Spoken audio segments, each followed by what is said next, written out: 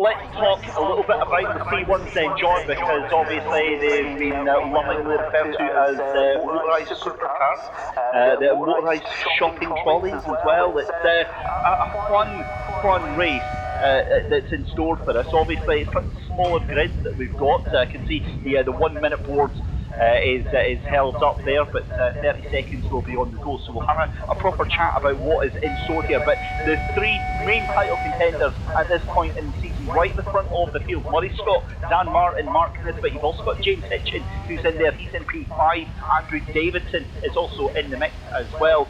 And there we go, the 5 second board is ready to go. So lights coming on the Gantry Bridge for the Scottish C1 Cup, and we are ready to go racing. The lights go out and away we go. Great start for Murray Scott on the right hand side here. Not so great start for Dan Martin on that left hand side with the 99, but it's Dan Martin gets away in the second gear much better. You've also got Ian Wilson on the inside there trying to make it White go down into Dublin for the first time of asking, but they come down into McIntyre. It is still Murray Scott that holds on to this right now, and it's again a plethora of C1s that come flying in, and Ian Wilson I think has already got himself up into P2 just now. Dan Martin fighting hard with this, Martin Nisbet, James Hitchin also in there as well. So real fights going on for this first stage as it's already coming up to Clark. Yeah, Murray Scott will be delighted to get away with the lead. It wasn't a great start for him actually. He did kind of fall back a little bit. I thought he might lose the lead into turn 1, but he managed to hold on. Of course, our championship leader and newcomer as well, putting on a great show and just doing a fantastic job this year. Under all sorts of pressure though, as we head towards Taylor's for the first time. That's Dan Martin at 99, putting him under that pressure, and we come through the corner. The front two, a little bit of a breakaway. Now, will there be bump drafting this? I mean, Dave, you've got experience racing these sorts of cars before. Is bump drafting something that does happen in these races?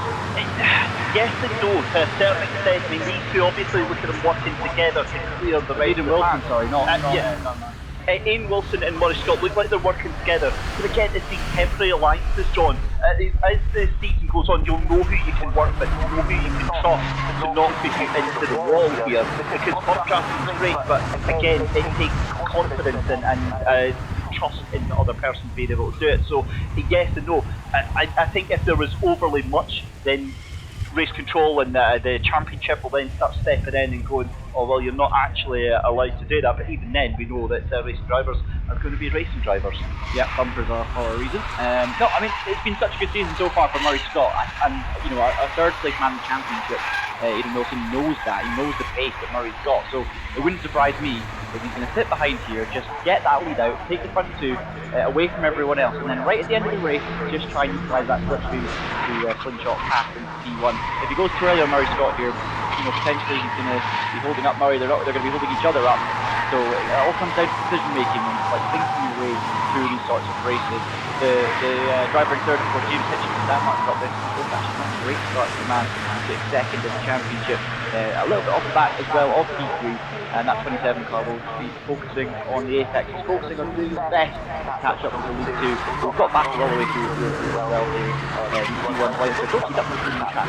They really don't, and also they don't deafen like many of the other classes. They're almost whispered quiet when they're out there on track. As that is an absolute dive bomb going into McIntyre. That was for P5, I believe that was Dale Edwards in the number 19. Absolutely sending it from 2 weeks ago into the corner and makes that move stick here.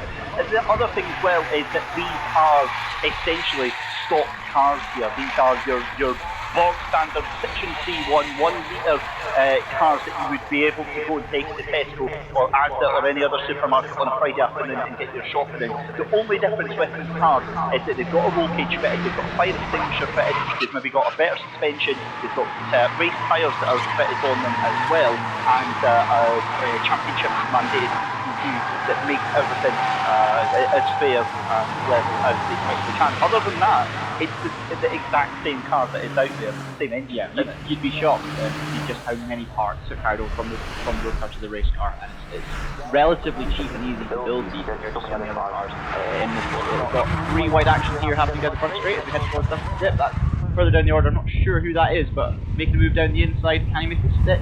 Looks like it, and it's a position conceded there, and they all fall back into line as they head now. We've got one of the cars running out very wide into McIntyre to make that move, and that's a superb move down the inside there. And there's a coming straight back. It's just constant switching positions. They're going to run side by side into the chicane. I still haven't quite been able to identify these two cars, but they've sorted out eventually. And it's just frenetic action. Also saw a big lock up the previous lap into McIntyre's for James Hitchens, so obviously he's pushing as hard as he can to keep up with those front two, but there's about a tenth of a second in it in terms of the lap time, so I think at the moment those 10.4s from Murray Scott and Aidan Wilson are going to be enough to hold this lead. There's still, of course, 7 laps to go.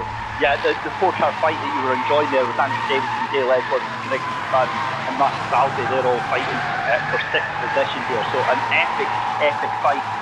Again, we're seeing this almost stalemate with these 1 metre cars.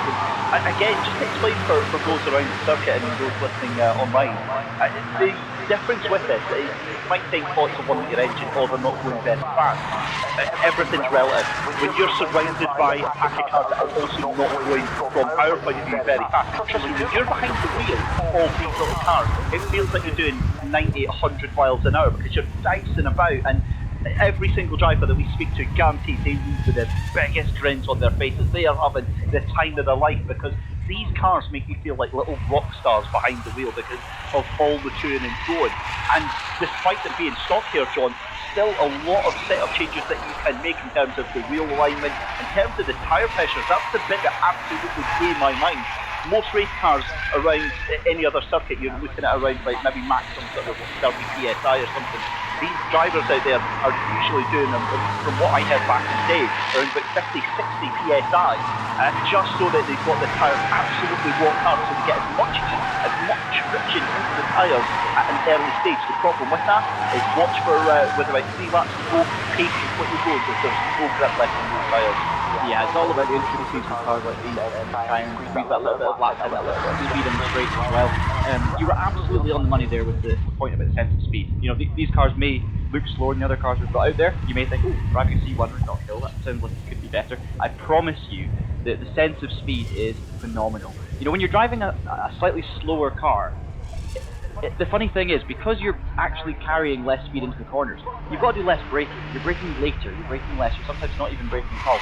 And I tell you, when you enter a corner at 80 miles an hour, having not slowed down whatsoever, that feels incredibly fast. If you've entered at 140 and you're braking down to 80, it feels a lot more composed when you reach the corner, because everything's slowing down, you're under control. And these things, it's like you take a deep breath, chuck it in, and I promise you, they will, if you were to jump in the passenger seat, you would be terrified. You know, these things are flying around the corners. Because they don't have the power on the straight, it just means you can attack everywhere through and really commit to it. And it's a scary place to be. So I admire, you know, those who are able to extract the lap from it.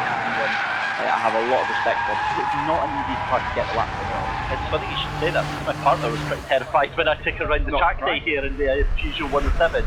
Although that might have been just my driving rather than the car itself. But either way, I mean, they are just bundles and bundles of fun. Now, watching the body language of Aidan Wilson right now, I think that he is poised up, ready for a move here. He was much closer coming along this backstretch here. I think James Hitchens, despite his early push here, is really coming under pressure here from Dan Martin.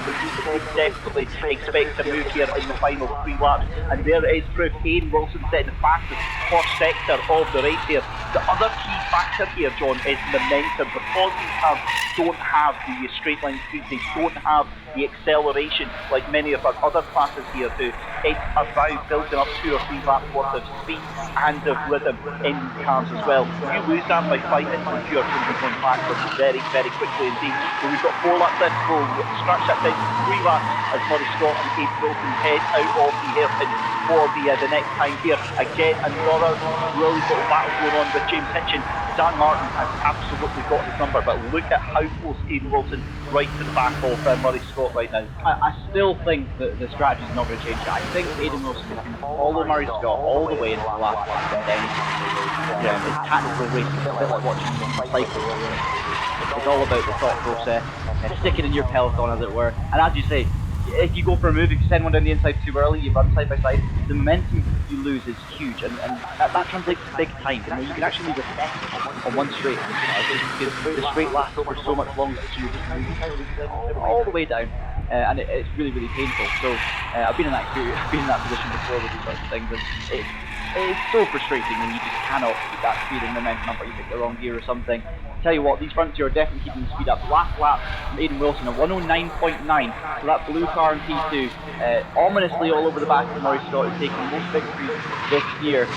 James Hitchin has dropped into touch, as we were saying, of Dan Martin, our second place man in the championship. So we'll see two separate battles here. We'll see the battle for P3 and we'll see the battle for P1, and I think both of them are going to go down the line. Yeah, here we go then. This is absolutely nail-biting stuff with Murray Scott and Aidan Wilson, also with James Hitchin and Dan Martin, but also with Gregor McFadden and Andrew Davidson, who are nose to tail coming out of the corner, and behind them, 2x2 continues, Dale Edwards and Matthew Baldy. So this is excellent stuff here, so we've got 2 laps left to go, as Aidan Wilson still trying to stick to Murray Scott's shadow as they come through McIntyre's. Little lock up the brakes there from James Hitchin. He is really starting to feel the pressure there from Dan Martin right now. So this is just excellent stuff. The thing with Dan is he knows that he needs to try and get these championship points. He'll be losing big points now here to Murray Scott, who is in the lead of this race. But we're going to have 1 lap to go next time by here as the leaders come round that back stretch here. And that 51 does look like it's under pressure here from 24.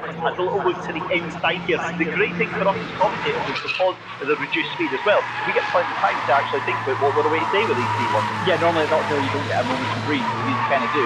Side by side into the hairpin as well for P3 and 4. So we'll see how they come out on the side by side on the way out as well. I don't know where to look here. I think we're going to have to take a battle each here, David.